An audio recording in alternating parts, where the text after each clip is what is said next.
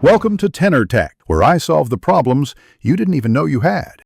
You have your sheets ready, the main list and the table with the lookup key in the leftmost column. First, click the cell where you want the result and type equals VLOOKUP to begin. Next, select the lookup value, that can be a cell reference or type text. Once done, add a comma and highlight the entire table array. Make sure you include the key column and the return column. This immediate action starts the formula that ties both tables together. Now finish the formula.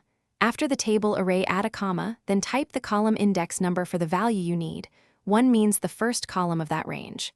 Then, add the match type. False forces an exact match. True finds the closest match in a sorted list. Make sure to lock the table array with $signs, like $1, $2, $D, $100, so the reference stays fixed when you copy down. Once set, press Enter and drag the fill handle to apply to other rows.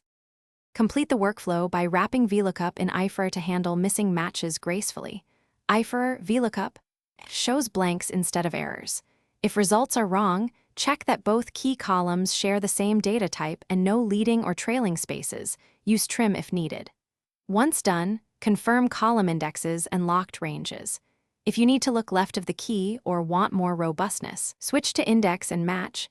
It's slightly more complex, but solves VLOOKUP left column limitation. Thanks for watching. Subscribe to keep your life in tune.